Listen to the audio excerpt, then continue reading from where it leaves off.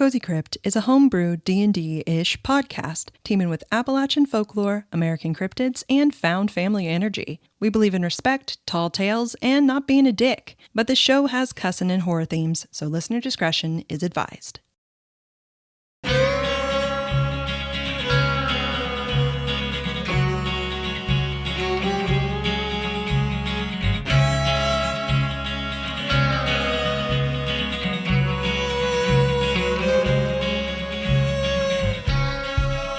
Welcome, y'all, to another episode of Cozy Crypt, a cozy yet creepy Appalachian D&D-ish podcast, where sometimes you have to go into a fight club, and then you get to leave and be super cozy and make a bunch of crafts and get to know somebody's dark past. Woo! Yay!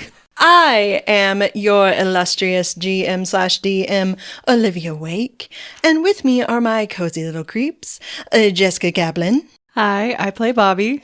Caitlyn Murphy. Hello, everybody. I play Aster. René Padilla. Hello, this is Harlan Grey. And my dear David Wake.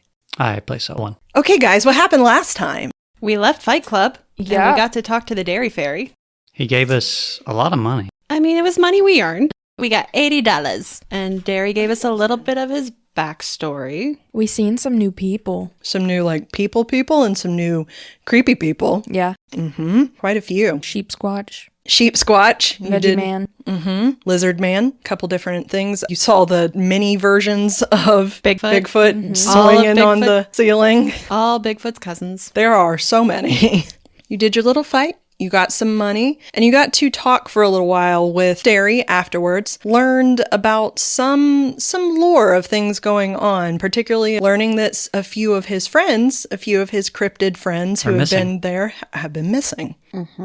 You also met, as you learned, one of the two people who are bound to Champ, and his name was Liam. Liam. Well, there's another L. There's like 12 L's here. From New York. From New York. We have Lucas, Liam, Lena, Lucas Lottie, goes by and Cass. Yep, and he goes by Levi. Cass. How many L's? Look, I fucking forgot that Liam's name was also started with an L. You can call him by his last name, which is Zelensky. Zelensky. Liam Zelensky? That was a lawyer's name. Yeah. I mean, it's a very New York name, but Yes. Okay. All right. And then we did crafts. Yeah. You guys left your evening a little early, so having done that, you got to go spend some time doing crafts in preparation with the idea that you knew that the next night would have the night market. Bobbi made a little wood figure of a deer because that is part of Wampus Cat's lore. Is that either her or her husband has the name like Running Deer. And I was able to carve the little medicine wheel into it. I don't remember what I made.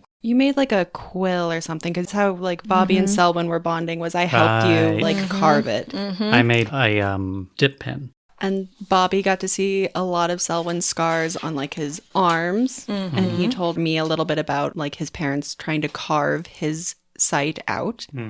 And Selwyn saw a picture of my parents. Okay. But we also find out that Bobbi hasn't spoken To them her in a while. in like 7 years. And that she's kind of finding out information about them through third and second hand sources. Yeah. Yep. Which was odd because we had all kind of thought it would only been a little bit of time, I think. It had only been a few months since they had disappeared. Right. Yes. Yes. But I think everybody else. Including the DM. Fucking Including the DM. forgot.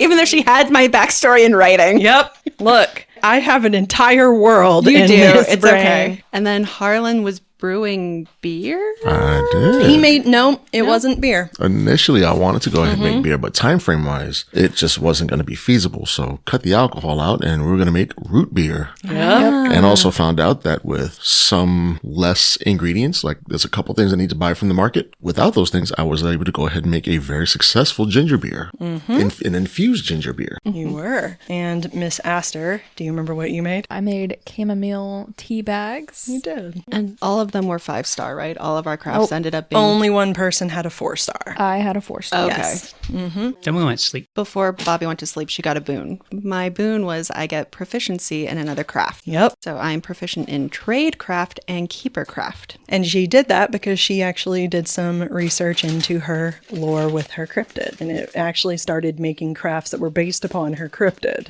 Oh, also, Harlan healed his infliction with Bigfoot. That is did. something that we need to know. Yes. that Good is job, buddy. important. Yes. They had a very good therapeutic talk.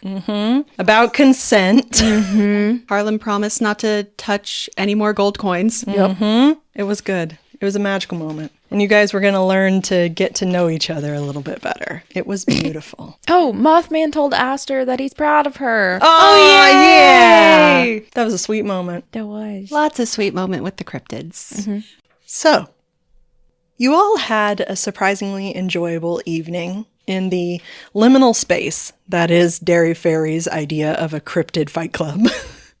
It had been odd at first, slipping literally into a place that was part underground wrestling ring, part 1920s speakeasy, surrounded by creatures and storied beings that only days ago most of you would have sworn were just folklore.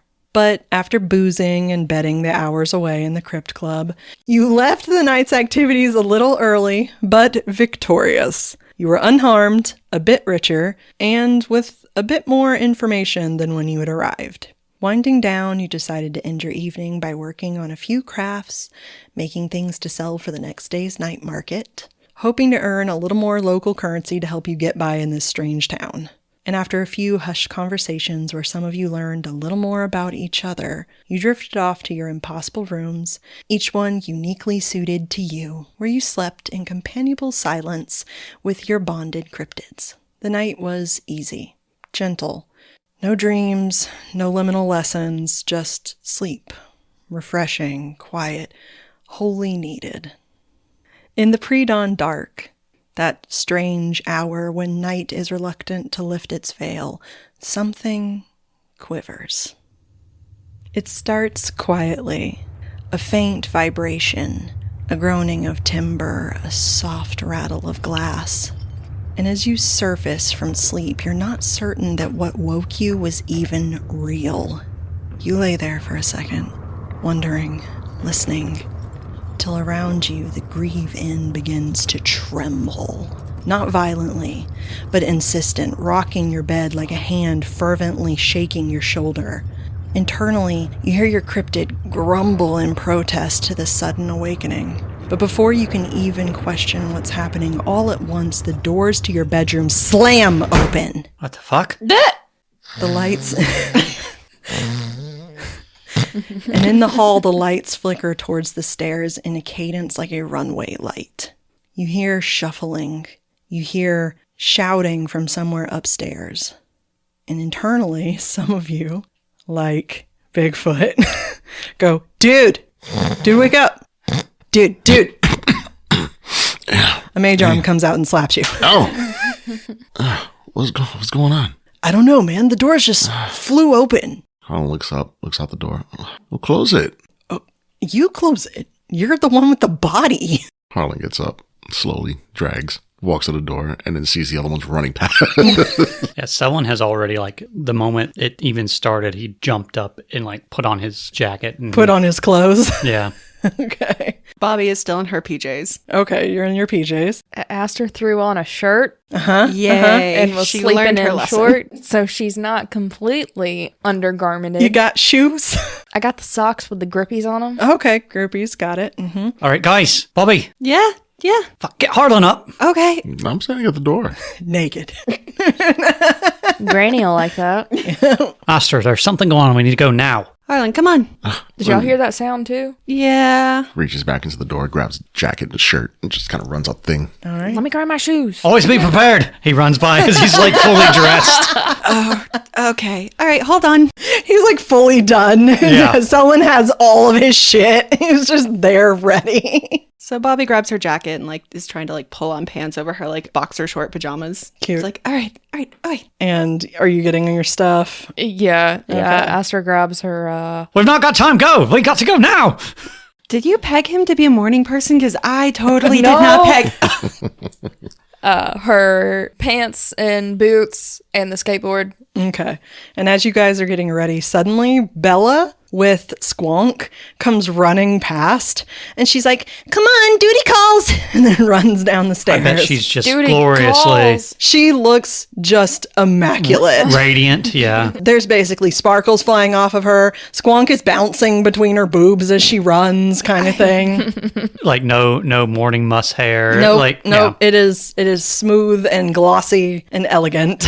Someone goes, I see you're a morning person too. Let's go. I mean, I'm not much of a morning person, but I am we have to go. Okay, what's happening? We'll find out. And she runs down the stairs. Just get your arses down here. Come on. Okay, and Bobby's moving so quickly, and she puts her stuff on so quickly, she doesn't notice that her pocket is actually a little heavier than normal, and she doesn't look back at her bookcase. Okay. All right. Yeah, Harlan's just tripping over everything. There's half a shoe on, shirt's unbuttoned. Okay, he's got it. just like holding onto the wall. Okay. Harlan was the kid that they basically had to like push out of bed to get up in the Yeah, morning. he was late all the time. And as you guys bustle down the stairs, the inn kind of shifts around you. Picture frames tilt themselves towards the back of the house. The beckoning lights do the same, and you follow them on instinct, past the grandfather clock, the same one you used last night to enter Derry's realm, as it gives out a looming rhythm of 4 a.m. Oh my god. This is late. We should have been up earlier. Oh my god, Selwyn. Why is it still last night? Harlan, you noticed almost instinctively that you all rush past that odd-rooted basement door on your way out. I take a quick pause at that and look down the hall. You look at it. It doesn't look any different. But as you pause just to look at it, the back door, which is close to that, swings violently open in a very decisive bang. Harlan, let's go. Yeah. He just kind of like trips over himself a little bit as he's still walking. I hear the other door, so I just kind of flash back towards the other one. And All right. I was really quickly going to say, as he's running, someone slaps himself and he casts mage armor on him. Slaps himself. Hits his own titties. He goes like, let's go! We have found Selwyn's peak hours, and it is apparently 4 a.m. Outside, the world is colorless and waiting.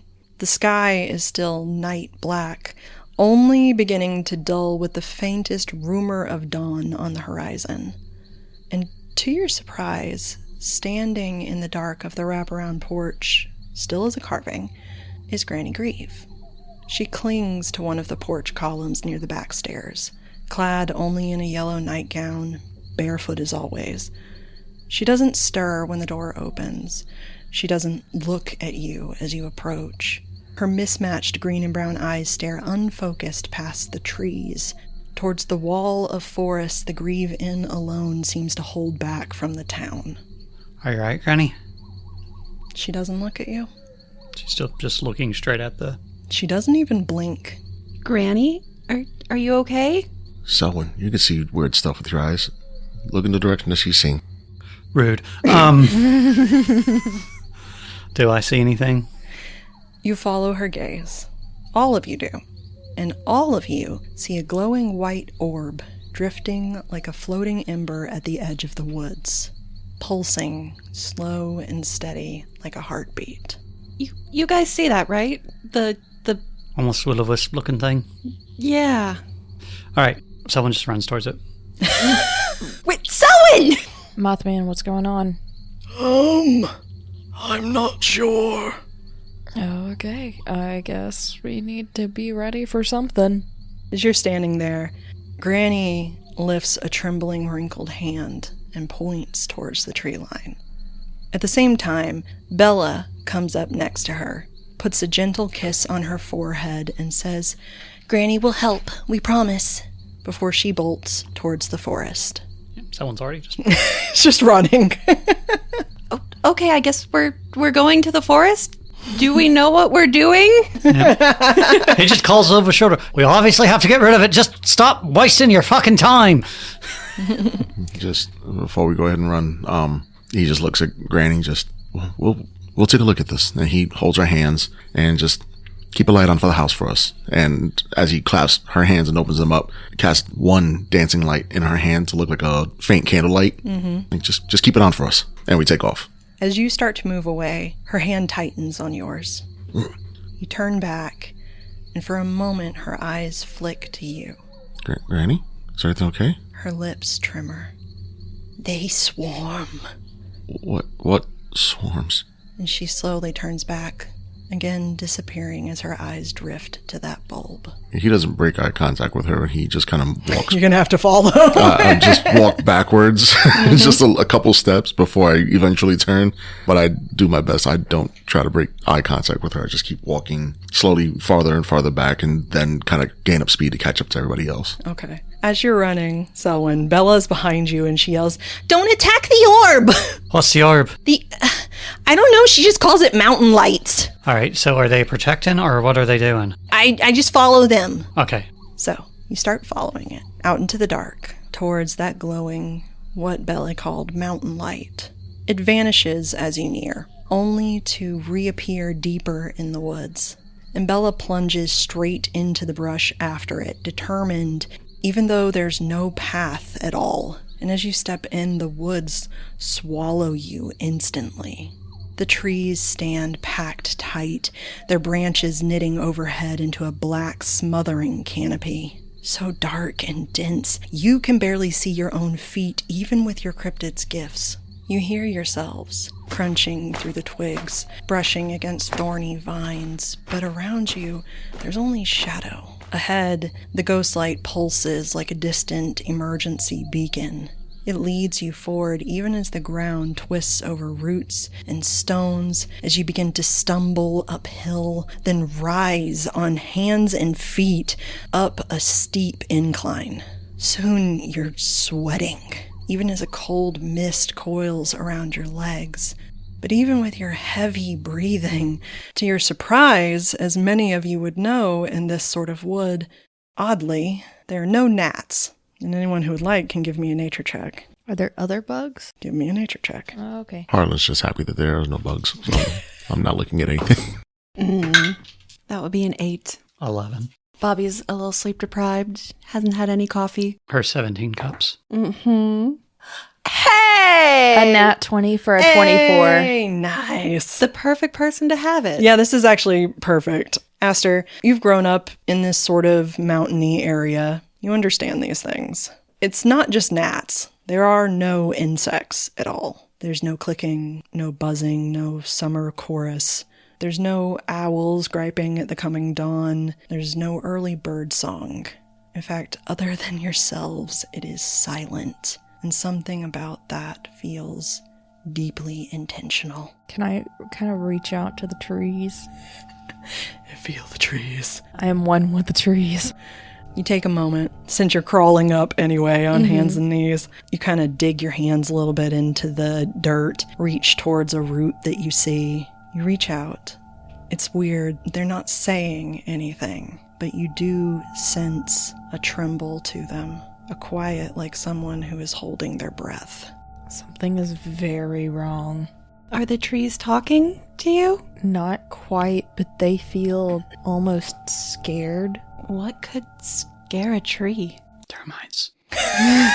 Well, if there were bugs or animals, maybe. Yeah, there are no bugs. And as you walk, clawing your way up, the mist begins to thicken, clawing at your knees like desperate, damned hands. Then the ground suddenly evens out, and the fog abruptly stops, as if held back by an invisible line. Through the tangle of black branches, you push your way out into a small clearing, and in the center of that clearing sits a ruined farmhouse. It is a skeleton of a home, standing only because the woods haven't claimed it yet. The walls are warped and half collapsed, old beams jutting through the rotted planks like broken bones piercing skin. The roof sags inward, with holes yawning up into a second floor far too decayed to hold any weight, which you would think the wind would whistle through it, but there's no wind here. And as you step closer, the details begin to sharpen. There's a front porch, and on it is a rusted iron kettle, and beside that, a crusted vial of something dark, with a label almost gone. How close are we? You come up on it, it's a fairly small clearing, so probably about 20 feet, 20 to 30 feet. Could I go up and see what is on the label? Yeah, you can approach it. It should be noted that as you approach it, you notice that the front door is hanging on a single hinge, and it does seem to creak slowly back and forth despite the dead air. Bobbi turns to Bella. Bella, what is this place? I don't know. I've never been here. How often do you find old decayed houses in the middle of the woods? I wouldn't say often. Okay, so this is unusual for this place. Well, the house is... Granny told you about what we have to do for our keep, right? To help? Yeah. Not everything that we help is good. She didn't mention that. Nature is both benevolent and malevolent. Okay, cool. How will we figure out how to help them if they do indeed need help? I don't know. Okay, Selwyn, be careful!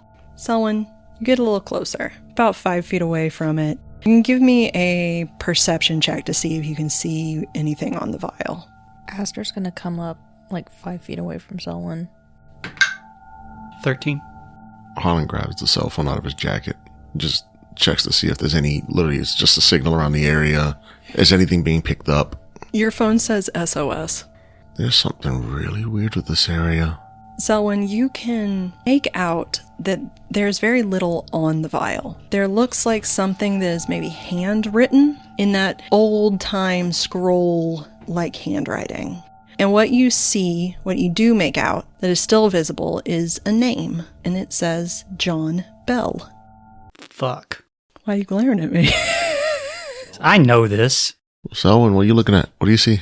There's a vial that says John Bell. Would Selwyn know any lore about a John Bell? Give me a history check. Would it be an advantage or disadvantage? With you and your background, I could say it might be an advantage. Would Bobbi recognize that name? Yeah, you could roll for it too. Okay. In fact, you could actually probably roll for it too. Probably the only person who maybe wouldn't know it would be Harlan. Gonna use one of I'm the first, my luck I'm points. the first person that dies in Scream. So 18. 19. 15. So, Bobbi, you probably weren't paying attention very much to this part of when your family was talking. It's not a unknown name. And Selwyn and Aster, the thing that picks up to you is not necessarily the name John. John is a basic name, right? It is the last name Bell. It is the fact that you are in the Appalachian Mountains. It is the fact that according to where you thought you were, it is somewhere possibly between Tennessee and North Carolina. Both of you are familiar with a legend called the Bell Witch. That sounds fun. Which, as you would both know, is a little misleading to hear, because the legend doesn't really focus all that much on the concept of the witch. There are some ideas that maybe it was a woman who was a neighbor who was sort of wronged by a man named John Bell, and that she had cursed him. But in many other ways, in many stories, it is less of a woman and more of a spirit, or as many of you would think, a poltergeist. Oh no. God damn it. This is for your friend. is that Bobbi saying this, or is this? No, this is very firmly Jessica. Bobbi has not figured it out yet. Give her a minute. Hey, Jessica, you want to give a shout out to the woman who made me do this? Thanks, Badass Unicorn 93 on our Discord. Fuck you. Love you lots, but fuck you. You asked for creepy. Here is creepy. Goddamn Bell Witch. All right, so back to the Bell Witch and John Bell doing wrong, and now our characters have to clean up after a man who did some dumb shit. Well, that's what all women have to do, though. So Selwyn, you're next to the house. Like where? She's right behind me. Yeah, I'm right behind Selwyn. Harlan, Bobbi, and Bella are probably like still at the kind of the edge, about 20 feet back from the house. Selwyn and Aster, you would recall that this is a story that generally came from the area between Tennessee and North Carolina, somewhat towards the Tennessee side, but it is generally funny in the extent that it is a actually fairly historical ghost story. It started in the early 1800s with a man named John Bell who moved his family out there. It is not entirely certain whether or not it was because he took the land from a neighbor and then kind of undercut them with how much it was worth, or if it was because he put his house on some land disturbing a grave of some sort. Either way, the spirit, which did occasionally have some records calling herself Kate, but that was also the name of the neighbor, so it is misleading, claimed that him specifically, John Bell, had done something to the land that had hurt the spirit, of which the spirit then tormented the Bell family for years. They would hear it speak aloud, they would hear it mimic voices, move objects, strike family members, knock incessantly on the walls, especially targeting John Bell. It got so bad that President Andrew Jackson Fuck that came guy. down with a team to check out the house. He was supposed to be there for days. He left after one and said that he would rather fight the British than return to that house. Oh, shit. And you have 4 of us there. Fantastic.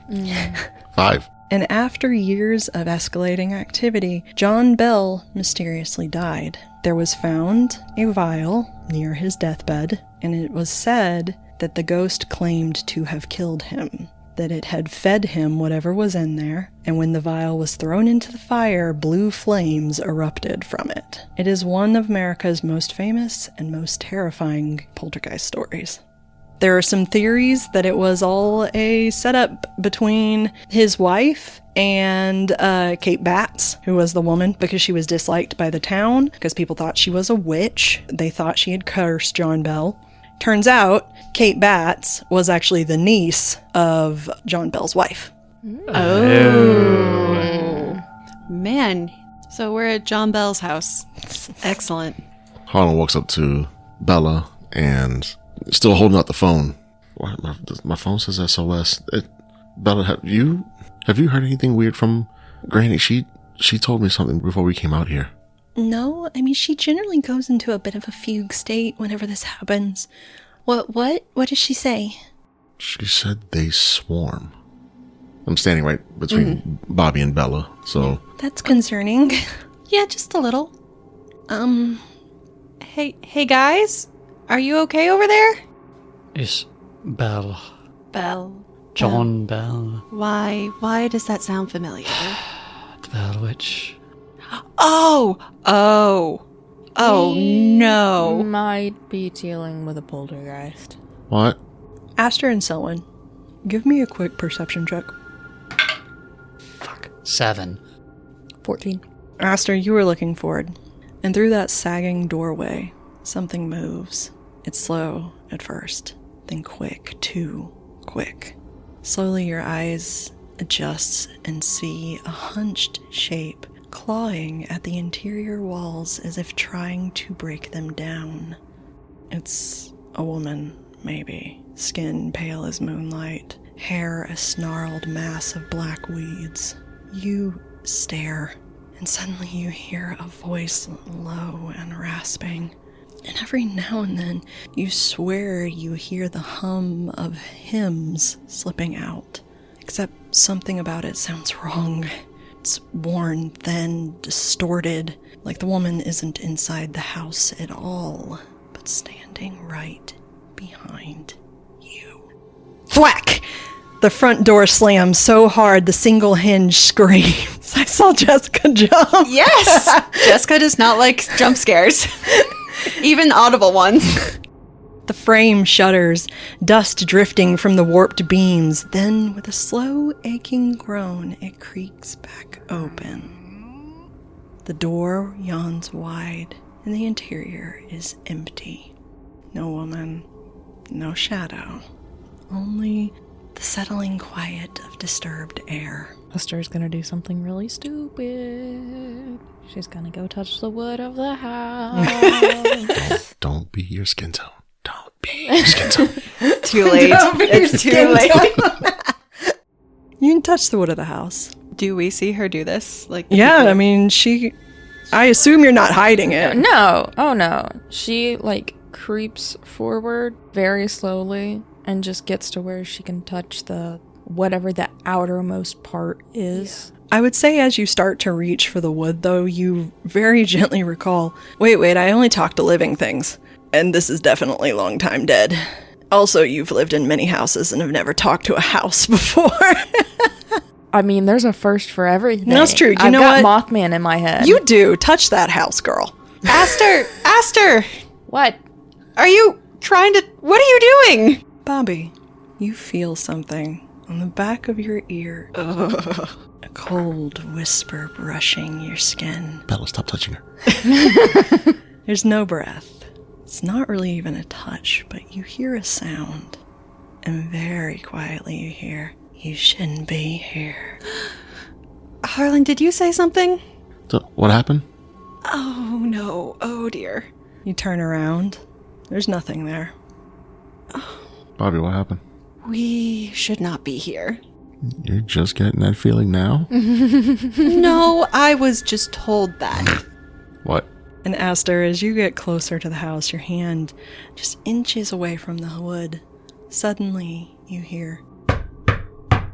Did y'all hear that? Did we? Yeah. You just hear sharp, rhythmic knocking. Hello? Selwyn! You look back at the house, look up at the door. Your hand hovers over the wood. You're about to touch it. And Aster, at that moment, something slaps you. You don't see anything. There's nothing around. There's no hand. What the hell was that? Your skin tone betrayed you. You're standing so close. Gently, you hear something whisper. "This here's my land. You're disturbing it." Kate? Something yanks sharply at your hair, pulling you back. Fuck! It's hard enough, it stings. Aster! This is not the type of hair pulling I'm into! Selwyn, steadies you, because I imagine it kind of pulls you back a little bit, so... So when you hear... Mrs. Bats, I presume? You don't hear anything. But you're gonna mess with everyone else, but you're not gonna mess with me? You're a man. You're a man too, last time I checked. I'm not over there. We're not here to do anything. We just were told to come. What's your problem? You're just like a bell. You hear behind you. Selwyn, you start to say something and you feel something tight grab around your neck. Miss Bats, we're only here. Don't call me that. What should I call you then? Bell Witch? She squeezes tighter. Selwyn, I think you should step away from the house. Safe words, pineapple. You're standing so close, Aster, you look and you see there's a crumbling chimney inside. A small blue flame begins to build up the side of it, slowly burning, slowly searing everything black inside. The shadow inside is growing. Someone you hear in your ear, "He knew, didn't care neither." If you would just talk to us, we don't know what... Something throws you backwards. You fall. Oh my god, Oh, Selwyn, are shit. you okay? Fine. Bella, have you ever dealt with a poltergeist? No, I've not. I'm a little confused. Dear Poltergeist, we're here to help you. The house said we needed to help you. You were burned here, weren't you? The temperature around you, Aster, suddenly starts to drop. You get this shiver coming up your spine, and gently, something seems to wrap around your hair, coiling it over and over and over, and then rapidly begins to speed up, twisting tighter and tighter and tighter and tighter, and then it yanks and literally pulls a chunk of your hair out of your head. Motherfucker, do you know how long it took for me to dye this shit purple? Do we just see, You see a piece of her hair fly off into the We watched freaking Selwyn field. fly away and then she lost a chunk of her hair. Yep. And Harlan, Oh, shit. you feel something gentle behind you as well, as it slowly whispers, "You people never do value this land.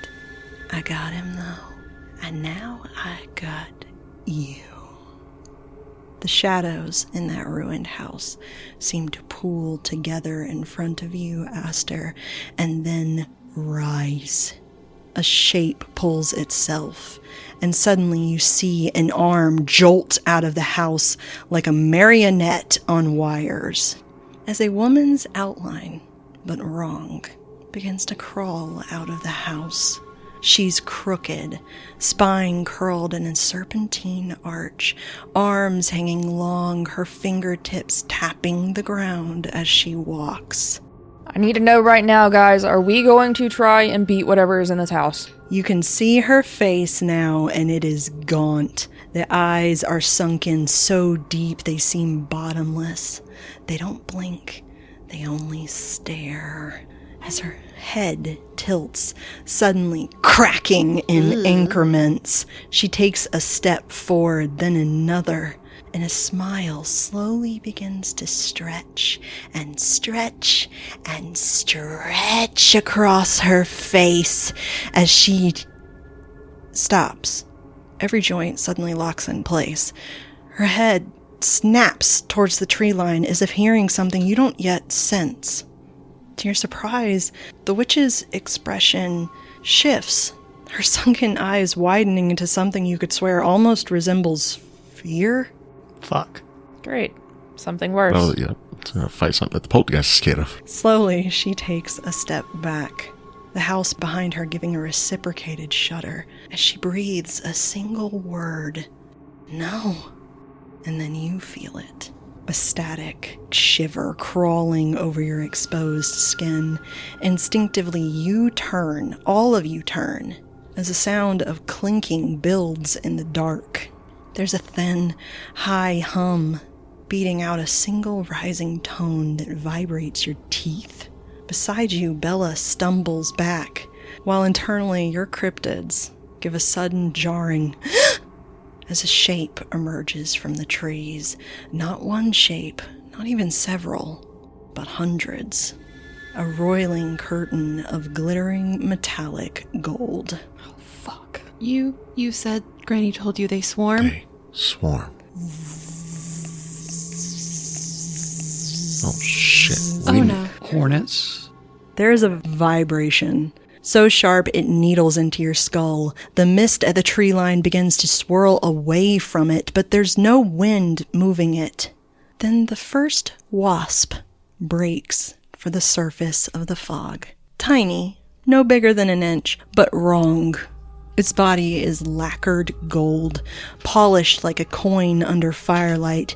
Its wings shimmer with an oily, molten sheen, and from its stinger, a single droplet of liquid black venom falls. As it comes out, another emerges, then another, then dozens, then hundreds.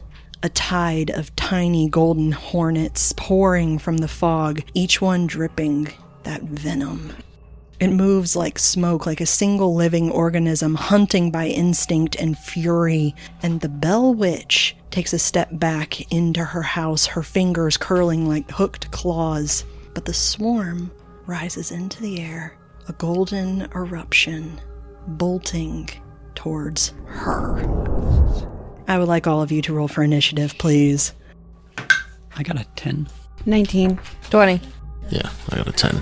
You will notice, though, as the swarm comes out, it is a mass, but it is a mass with multiple parts. As it starts to break into its own individual swarms, essentially not one full swarm, but 4 individual ones. Okay.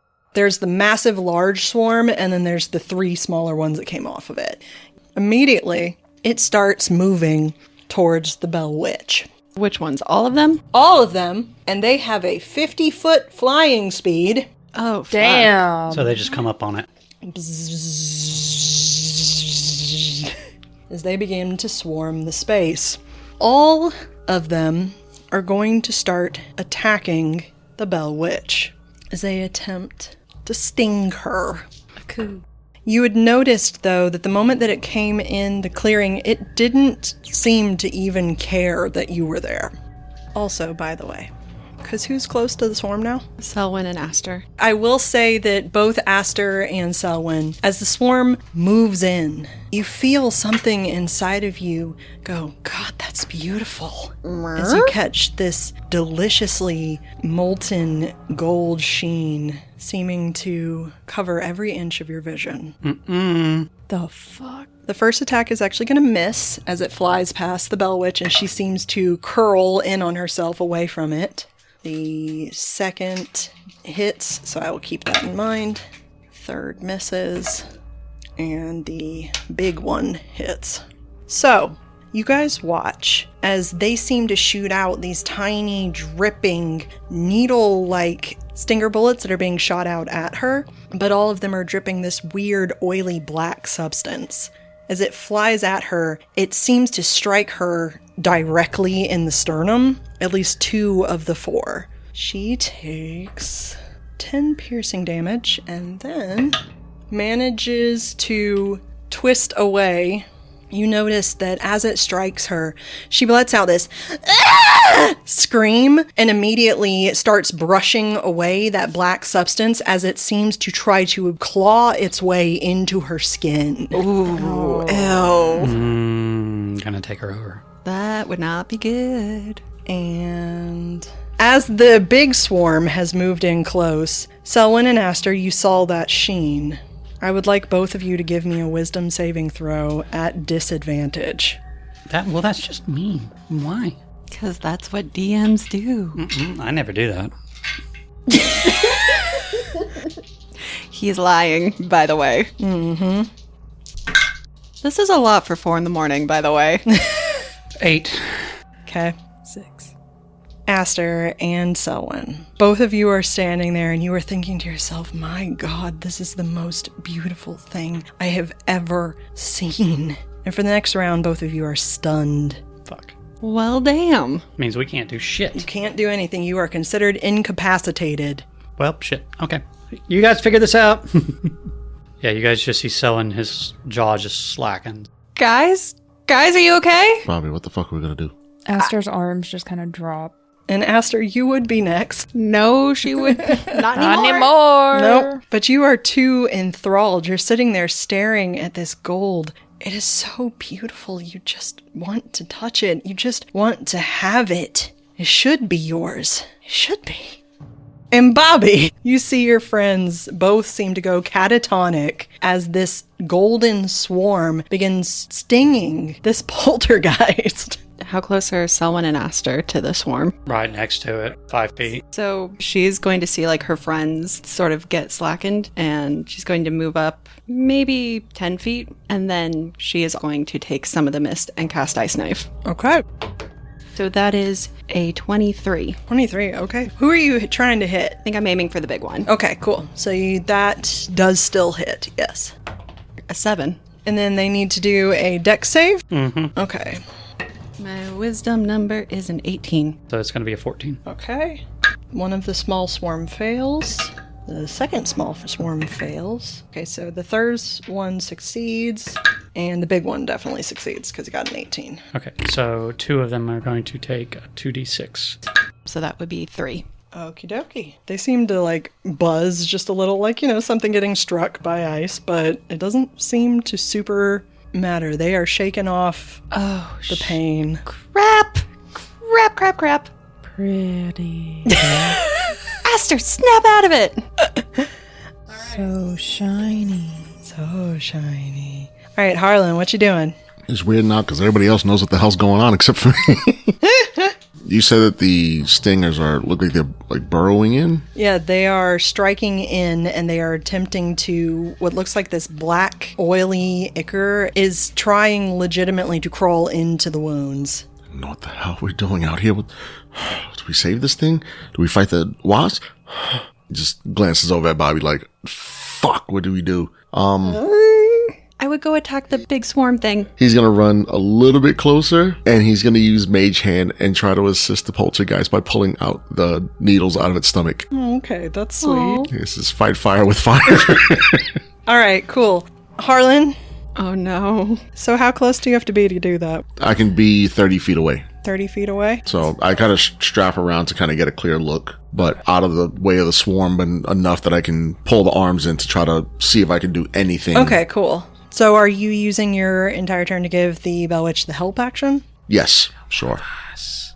Not the Bell Witch. You should help one of us. He's panicking. Give him... Yeah, he's being kind. You send in your big, hairy, orange, sunshine arm.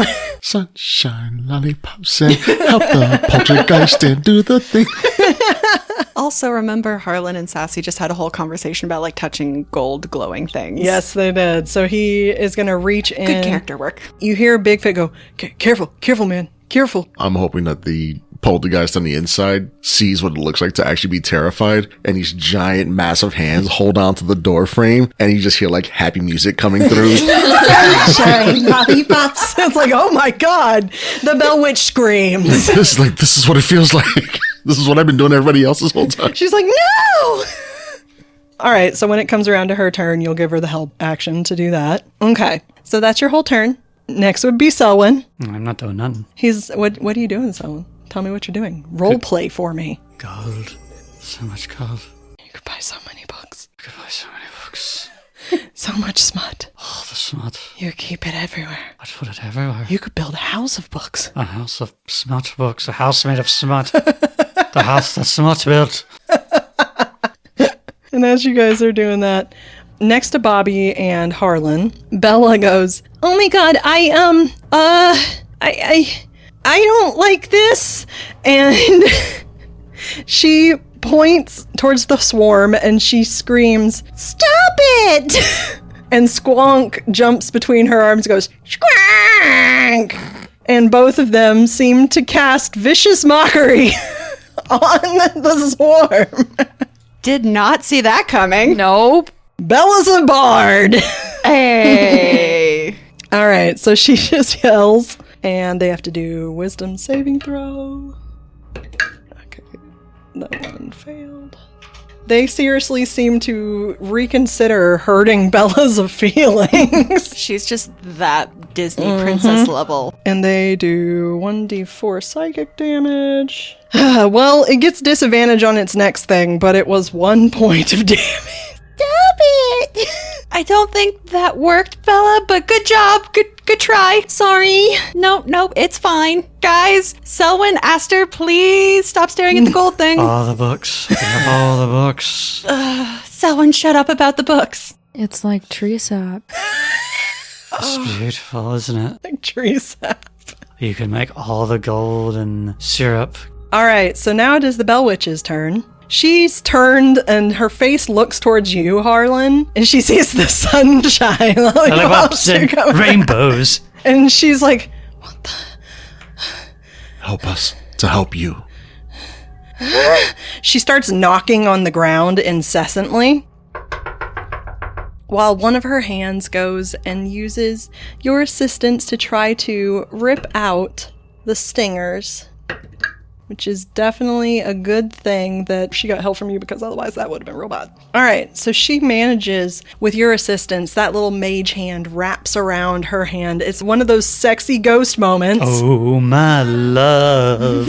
As it wraps around the two stingers that have stuck into her long, tapping, claw-like hands, splitting and grabbing both stingers and ripping them out. She manages to stumble back a few feet and looks towards you, and she says, run. As she turns back towards the swarm, both of her arms turning into these giant, long, needle-like claws as she slashes at the swarm. She slashes for the large swarm and manages to hit it twice. Yay. Good girl. All right. She did 19 points of slashing damage. Jesus, Mary and Joseph. Towards the thing. However, as she does strike at it, you notice that her slashes don't seem to do as much as it should. Because it's a swarm. The swarm seems to move away from her strikes. Boo. So, How does it look, by the way? the two swarms, The baby swarms? or the three baby swarms, look okay. The big one looks absolutely fine. Motherfucker. Fuck me. And it's the swarm's turn. The Bell Witch, actually, on her turn, probably would have moved back some. So back into the house. Move back into the house and closer towards Harlan, her ally. But the swarm is going to advance as close as it can as well. Attack of opportunity from the swarm if she moves. Oh, true. Thank you. Why are you helping her? He's helping me so that I don't have people online come at me. The one does What a hit, noble thing in the middle of a fight. doesn't. One does. And the big one, thankfully, does not. All right, so that gave 15 points of damage to her. How is she looking? Ooh. She looks a little distressed. A little distressed, but not like super distressed. Not yet. And it is their turn. Bzz.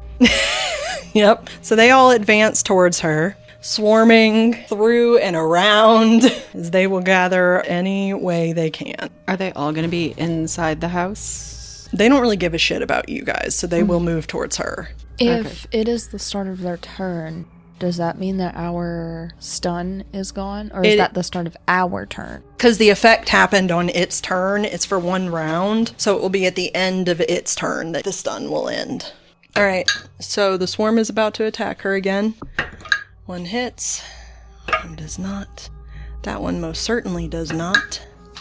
And thankfully, the big swarm does not. All right, so only one of them strikes her as they send out another of its barbs shooting straight towards her. It strikes her with another painful, spewy needle as it buries itself into her skin. It does an additional 5, and then she has to give another save. Fun fact, we're not talking, we're just standing there. Yep, you're just like, man, this is a good time. Meanwhile, your friends are like, this is not a good time! Yeah. God. Ooh, okay. As she was struck by that one sting, the black ichor claws itself into her skin. Oh no. She lets out this deep guttural scream as this black and gold sheen starts to climb through her ghostly veins. Ew.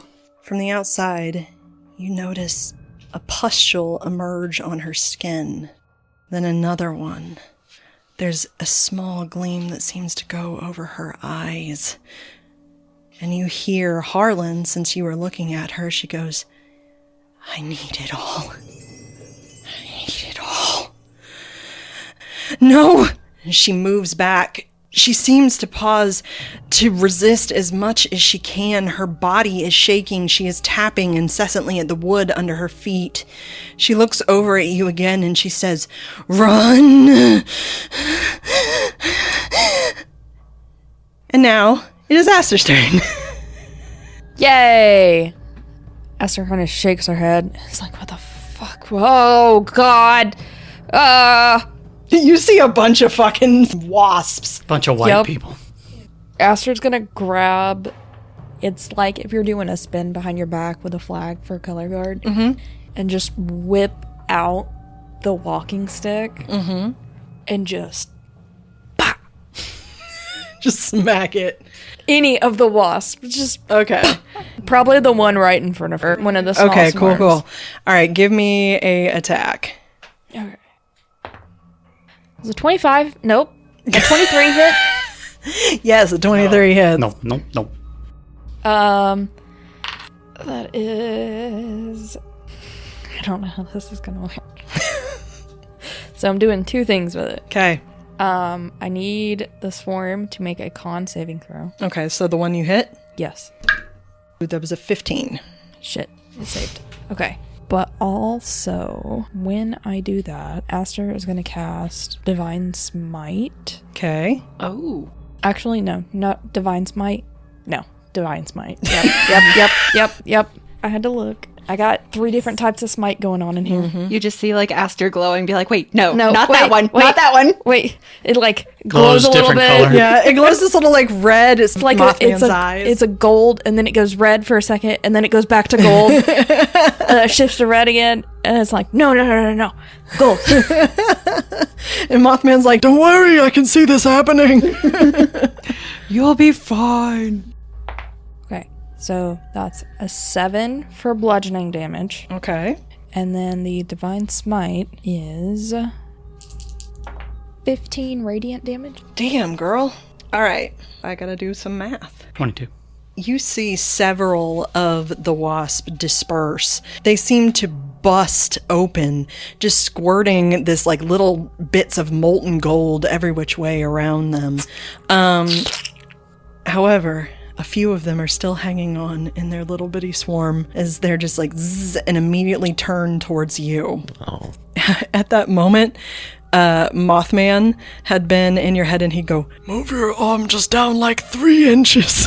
And he gave you a little flash of the future and helped as you adjusted your swing with your large, powerful magic coming out of you. You notice as you swing this divine energy coursing over your walking stick that are not what you would expect.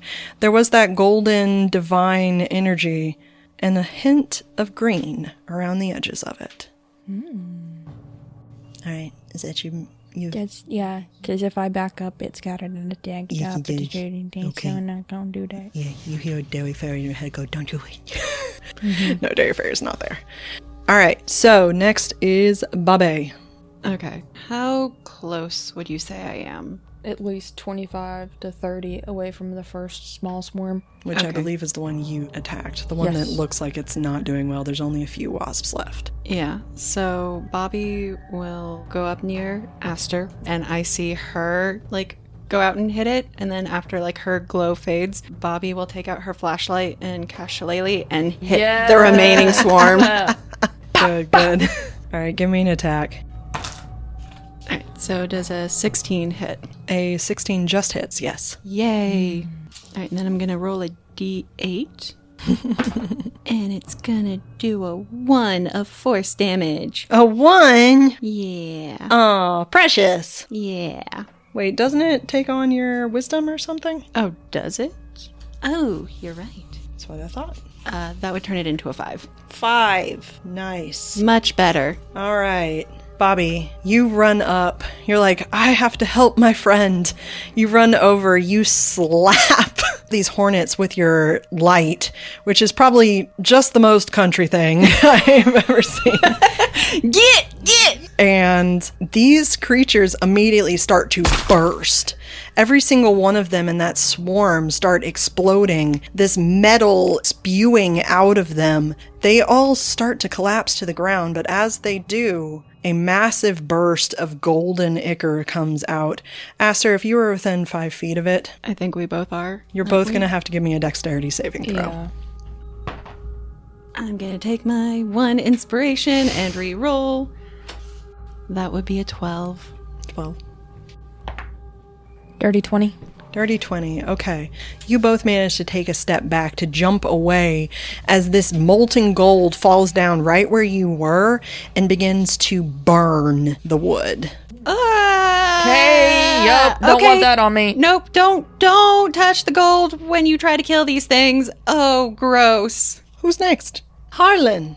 So, how audible is the buzz from them? I mean, it's pretty loud. You've been around like swarms of bees before, right? You can hear it for quite a few feet when you're standing away from a swarm of bees, and considering you could hear it coming from the woods, like it's very loud. Okay. I want to run around the whole group. Just kind of keep out of the range of all the insects. He hears the frequency, like the audible sound that they're making, and in his head he's like, it's like feedback noise. And he pulls the giant arms back, and you just see him use them. Let's just get louder than them. And he literally, in his frame, just kind of creates like a soundboard in front of him, and he raises the audio up louder, he creates a louder frequency than the insects, and that's what he uses to cast vicious mockery against one of them. Nice. He creates a feedback loop on them. All the vicious mockery.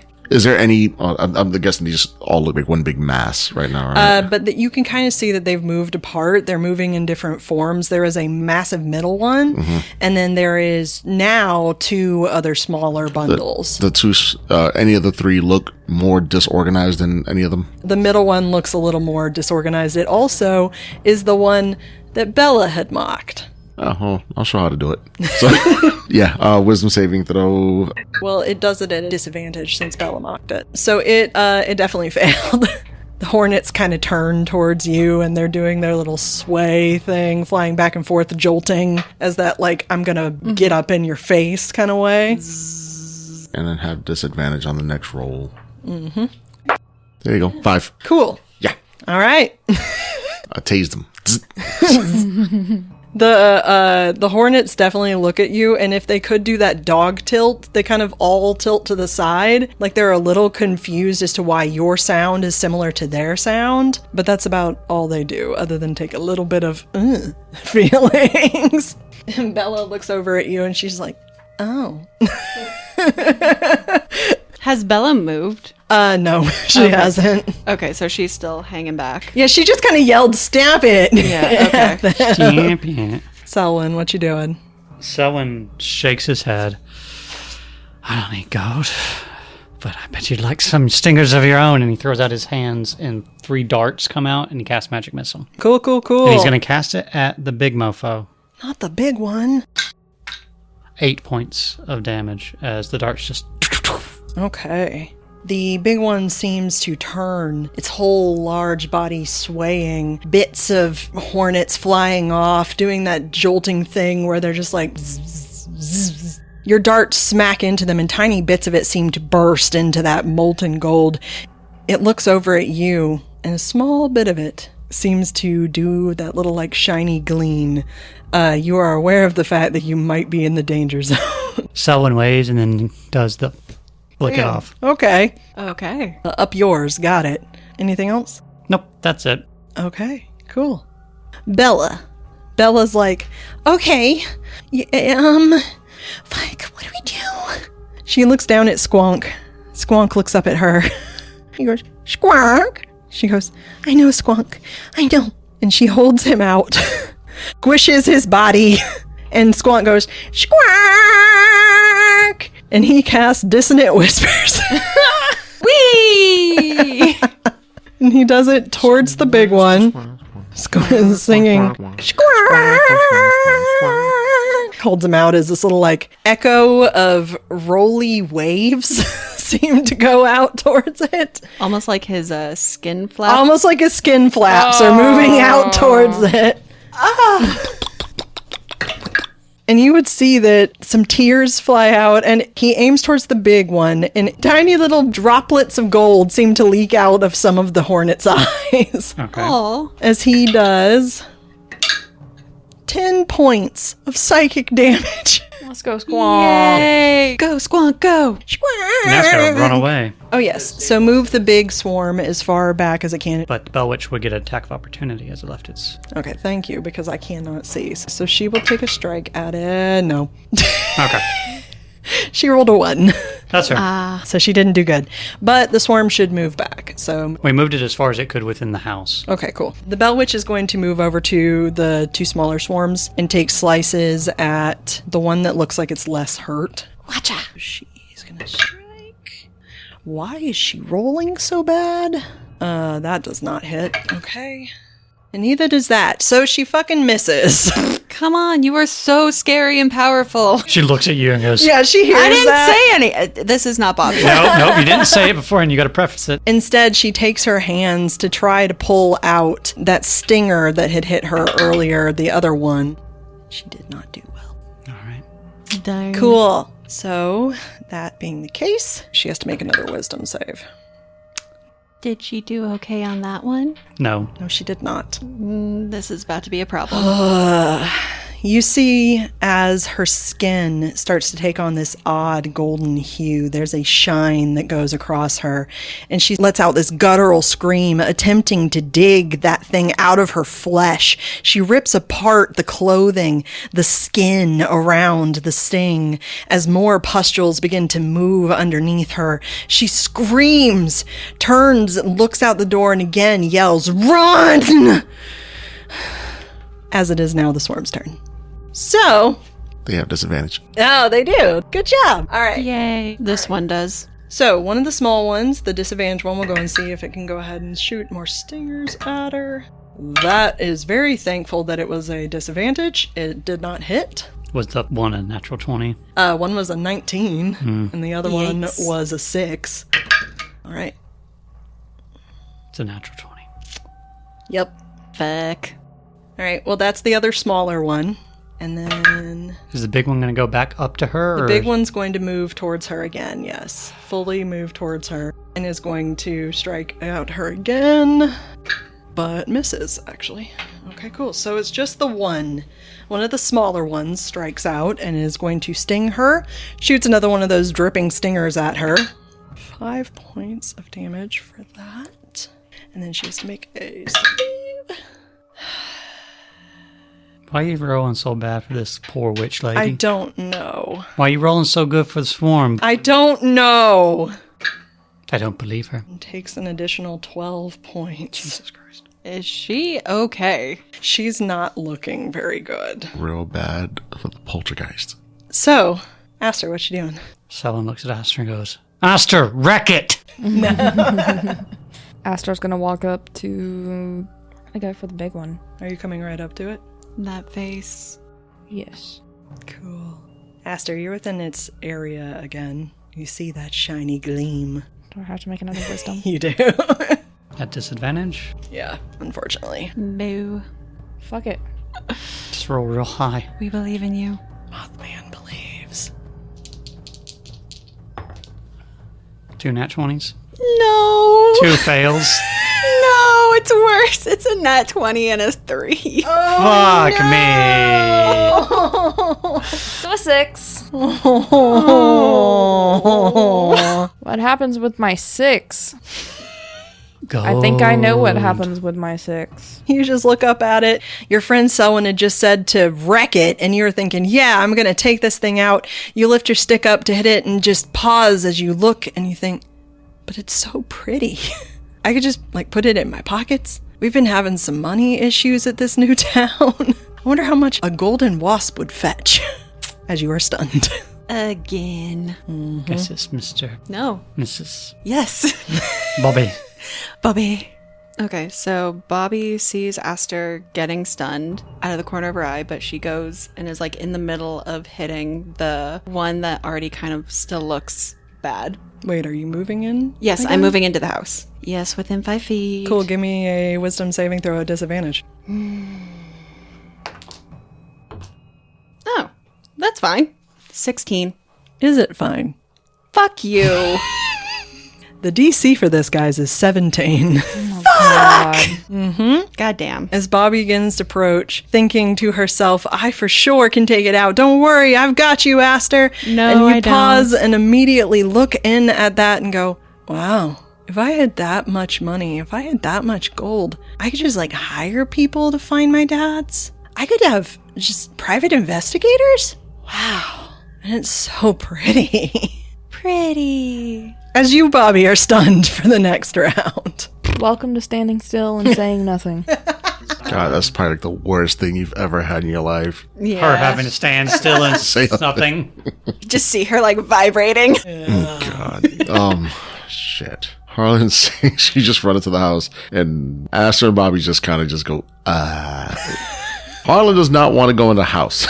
But he can see some of the swarm from where he is, and trying to find whatever he can to attack these things. He runs his hands over something in his pocket that you gave him from day one and just realized it right now. And he whips out a big ass can of bug spray. Oh my god. You did have a can of bug spray. You gave me a can of bug spray. I did. Because I do not like insects. I'm just imagining Harlan just panically tapping his chest looking for anything and then whips out a can of bug spray in one of his jort pockets. Yeah. Let's see. How far does a can of bug spray spray? You just said I have bug spray. Yep. There are no rule for bug I'm spray. gonna look it up. I would have spent some good money to make sure I am protected from any outside, So normally anything. it is 6 to 8 inches. Goddamn. So it is up to you what you would wish to do. Chuck it. You do have mage hand still up. I do. Technically it can't attack, but Like- it's fine. It's a can of bug spray. Okay. Yeah, I'll go ahead and do that. I'll use the mage hand to haul the bug spray inside the room and just go from low and point my hand up and just gas the room. Okay, which one And- are you aiming at?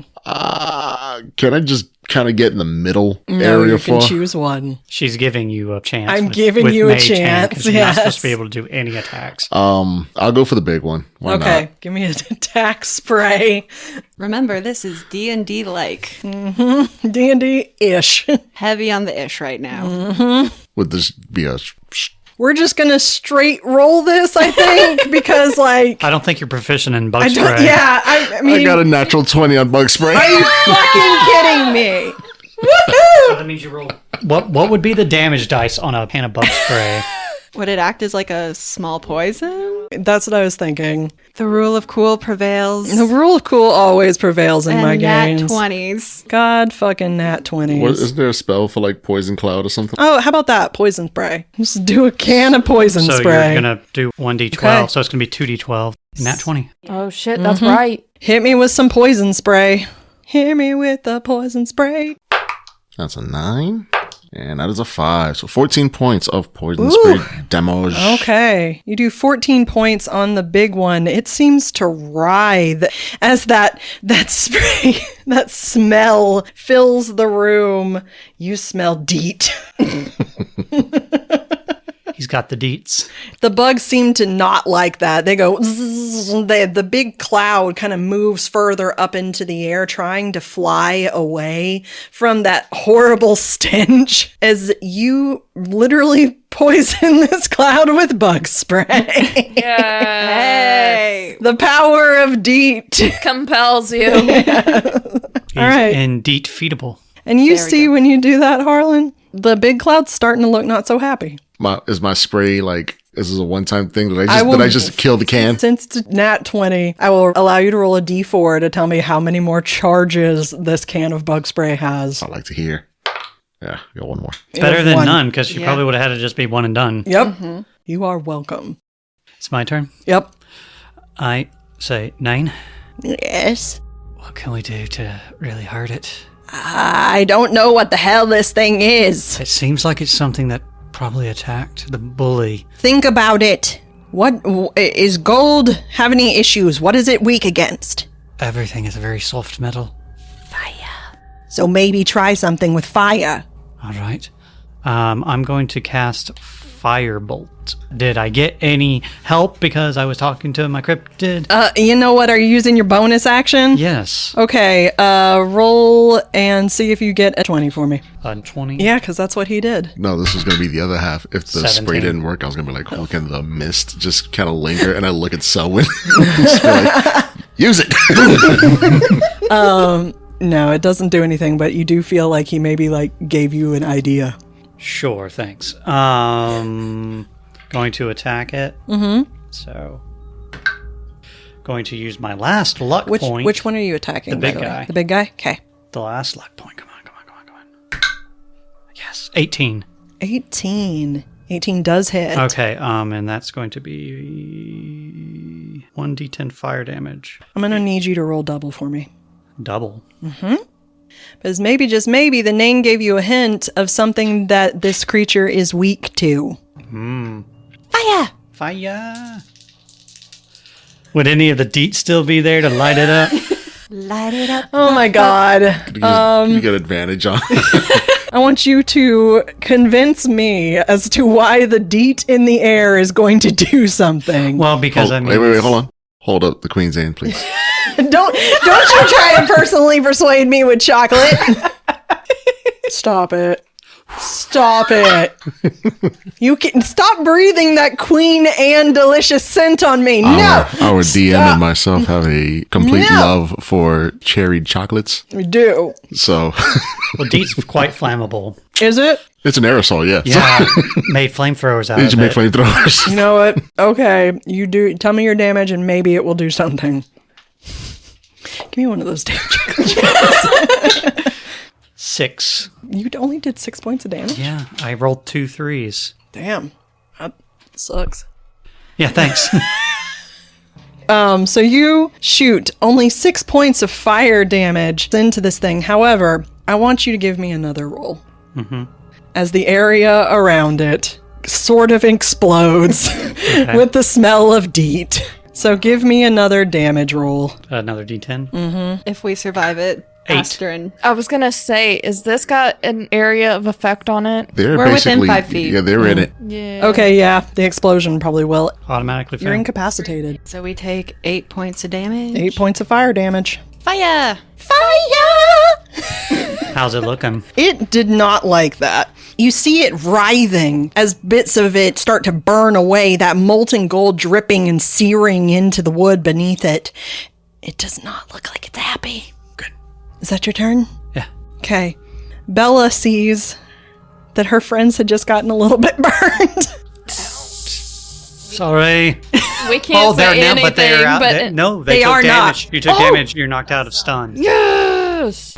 Pause. DM note. Yes, we realize that David and I got that wrong. That was actually what happens with the charm effect, not the stun effect. We know it was just two DMs having a dumb DM moment, and we'll fix that going forward. You know, more chances to mess with my players. Okay, play. Ow! Oh, God. Ow! We did a good thing by doing a bad thing. Yeah, you got knocked out in time for her to go, ah! Sorry. I didn't mean to do that. Why does it smell like bug spray? Oh my god! There was bug spray and I lit it on fire. Sorry about the damage, but hey, you're awake now. Yeah, thanks! Can you move Bella to where she can see either Aster or Bobbi? So for all those that are listening, we currently have Selwyn, Harlan, and Bella on the outside of the house with everyone else inside completely encircling each other. And she goes, oh no, my friend. So Bella sees Bobbi and Aster that you guys are burning. And she's just like, I feel better. And healing word comes out. And she gives, Bobbi, you get 5 points of healing to Yay. you. The Bell Witch is going to again claw at the two ones in front of her. And again, roll like shit.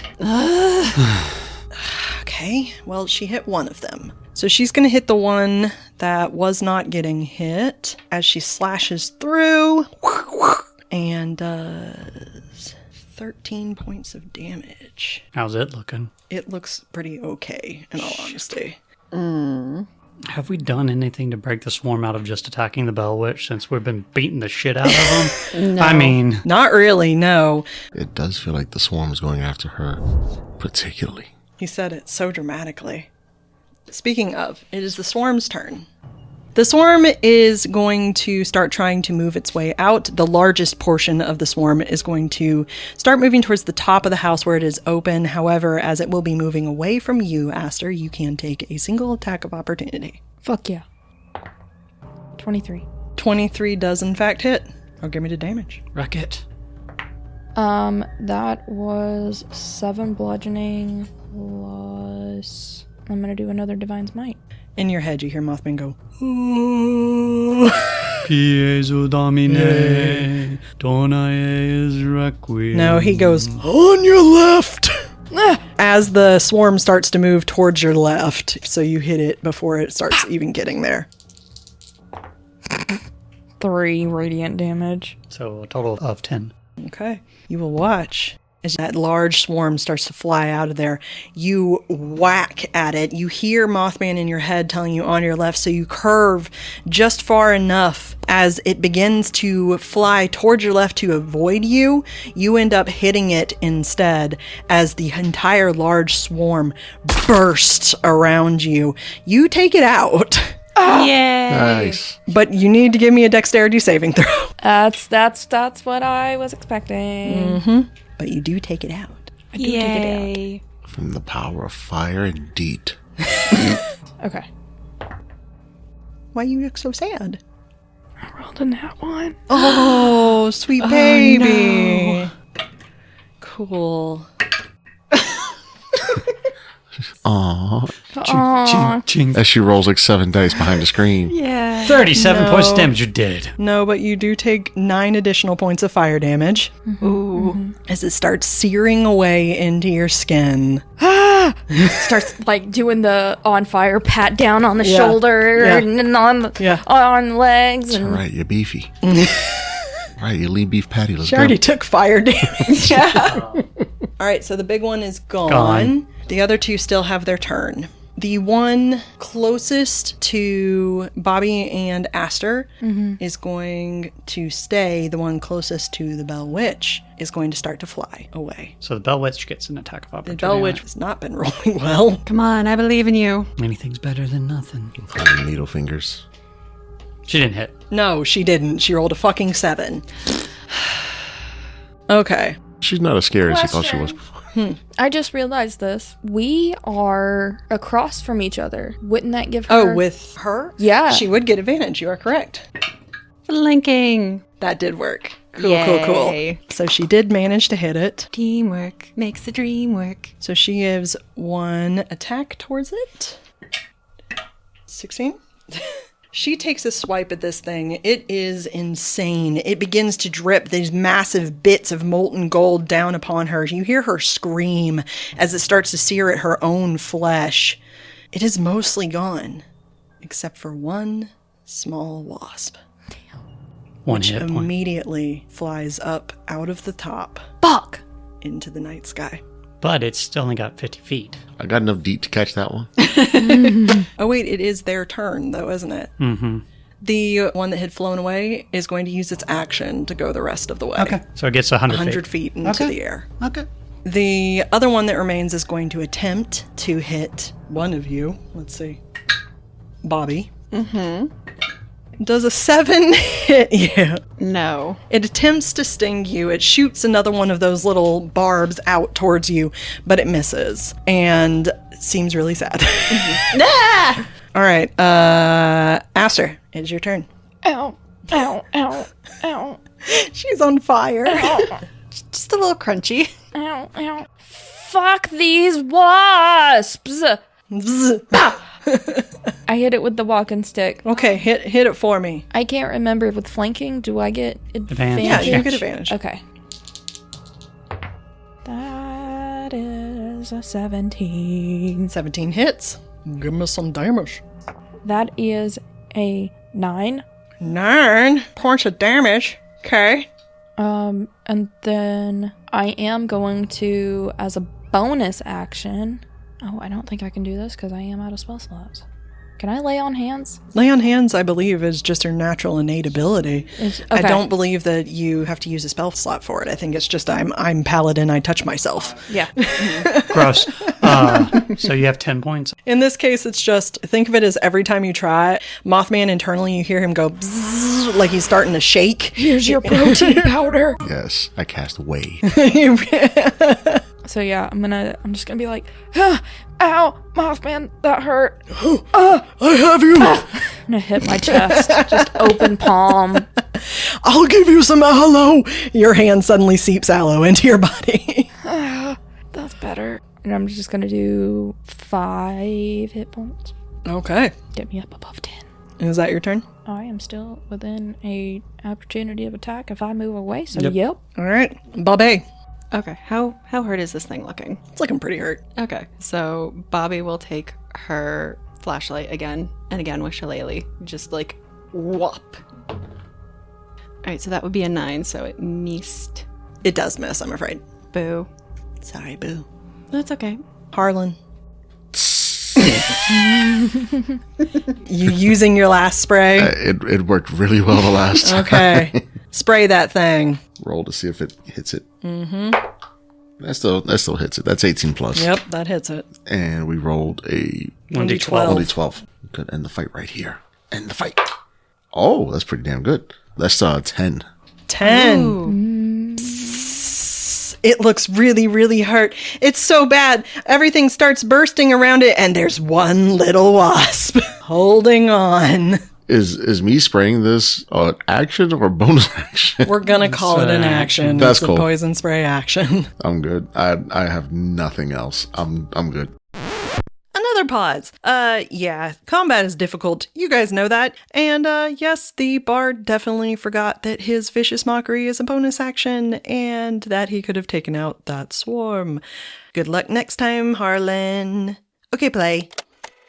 Okay. Selwyn looks up, sees the one flying away. You're not getting that way, are you? Firebolt. Firebolt. Okay. Has a range of 120 feet. Nice. Okay. Make an attack. Oh, are you aiming for the The 100 foot away 100 foot away one? Yeah. Yes. Fucking hell, no, I didn't get it. It's an 8. Okay. Boo. All right. It flies. It keeps flying. Selwyn tries his hardest. Bella looks over at Aster and says, ah! And just... No, he yells to Bella, get the last one that's going away. No! No, we've got to get it. I don't have anything that can go that far, Selwyn. She's going to look over at Aster and say, feel better. Thank you, Bella. And that's 8 points of healing to you. Yay. I feel a lot better. And that is when the Bell Witch is going to attempt to kill this one last little one Please. that's in front of her. Please. Are you fucking kidding me? No. We are still flanking. You are? Yes. Okay. That is when the Bell Witch reaches out and slaps the one. Yay. Yep, as it bursts, and all of you have to make a fucking dexterity saving throw, including the Bell Witch. 11. Okay. 11. Okay, you guys all managed to dodge back Ah! as this fire bursts and all the molten gold begins to burn down into the house.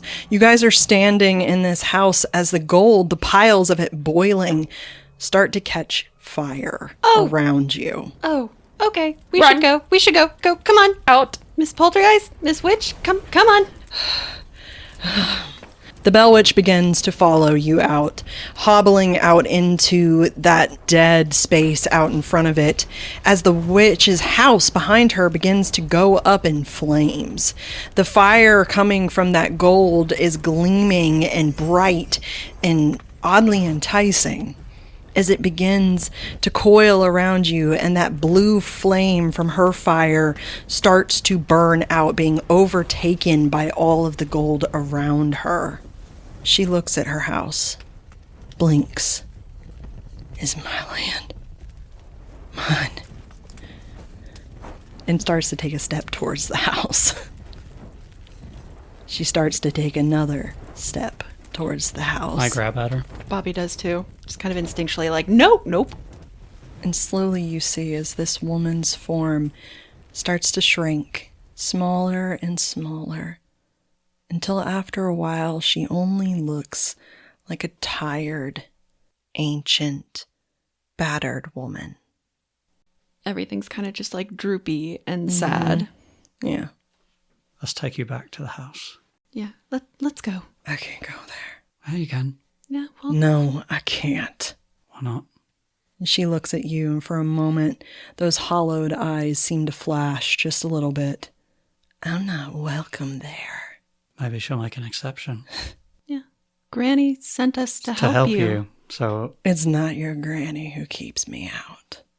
The green doesn't let things like me into that town. There has to be some boundaries between humans and the more malevolent things they created. I mean, we can at least try. What's the harm? The harm is that I will cease to exist the moment I walk in that space. Oh, Is this house what's keeping you here, or is this your land? And he, like, glares his eyes at her. This is your land. So the house is just a house on it. This is still your land. My land. She seems to straighten a little. We came here, we were brought here to help protect this. If you're having an issue that you can't get in because of the green, then why don't you help to protect this land? You be a protector for this area. I've always been my protector. But something is swarming in. I have to find a safer place. But don't you worry, darling. I take this place with me wherever I go. I know where I'll go. Apparently something's changing, because we were woken up in the dead of night, it's 4 a.m, to come here to protect the green. And unfortunately, my mistake, and I don't want to speak for the group here, but I thought that we were protecting this place from you. And then the things came out of the woods. I am no danger to this place. I'm only a danger to those who threaten it. so where are you gonna go? To an old friend. I don't believe any of y'all would be welcome there, so I will make my way.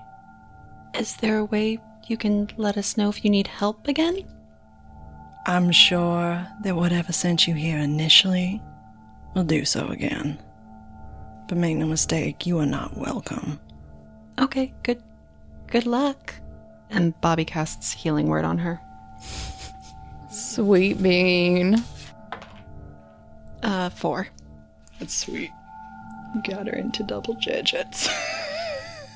She kind of nods at you and says, "Oh, and she was a sweet little thing. Tell you what, give me a hand." Bobbi very tentatively, reaches out her hand. And she kind of reaches out, rips a piece of hair out of her own head, Oh! twists it suddenly, almost as if it is knotted to look like a nooses loop, and slips it over your wrist. "You ever want to find me? Give it a bit of a tug." Okay. Thank you. Any question? What happened to the hair that I... It's gone. You just have a ball. Is it gone in the wind? Is it wrapped around her? It's definitely on the ground. Okay. You just see this spot of purple hair in the grass. It's just there. It belongs to me now.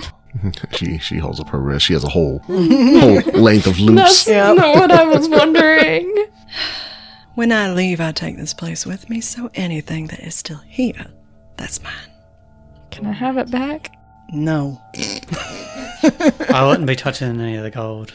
I don't have any intention of that. I'm leaving that behind. Mothman. What? Can you get my hair? I mean, are you gonna reattach it? No, but I don't want her to have it. I'll try. Okay. Give me a roll. Give me a natural 20. Oh, it's a 17. You don't get your hair back. You attempt, you see this shadow kind of leech off of you a little bit, starts to move towards your hair, and suddenly the woman's arm grows really long and she gets those tapping fingers back and she slaps the shadow. And she looks over at you and she's like, I had to try. Aster, I think you're just going to have to leave the hair. Thank you for the lovely bracelet. Good luck. Good luck on your adventure. And It took so long. "Thank you for saving me." That's a new one. And the moment that she says that, everything around you suddenly darkens, and then daylight. That's so bright. What? Oh. And that is where we're going to end our session. Yay. yay. My hair. Your hair is hers now. And she's a witch. God knows what she's going to do with that. That's why I kept trying to get it. But remember, you saved her life. We all did. Yes. So, hit it, Jess. Thank you for listening to this episode of Cozy Crypt. If you like it, please let us know. We are found on anywhere you get your podcasts, including Apple Podcasts, Spotify, YouTube, and Audible, strangely enough. But hey, it all counts. So please give us a rating, give us a comment. Our DM gets very sad when she doesn't hear from you guys. And as you've just heard, when she gets sad, things get buzzy. Also, check out our TikTok and Instagram for updates on podcast episodes and some fun behind the scenes things. That's true. And we have a Discord. And all of that is at Cozy Crypt D&D. That is Cozy Crypt D&D. Thank you so much. Have a great day. Stay spooky. Yay. Okay, bye.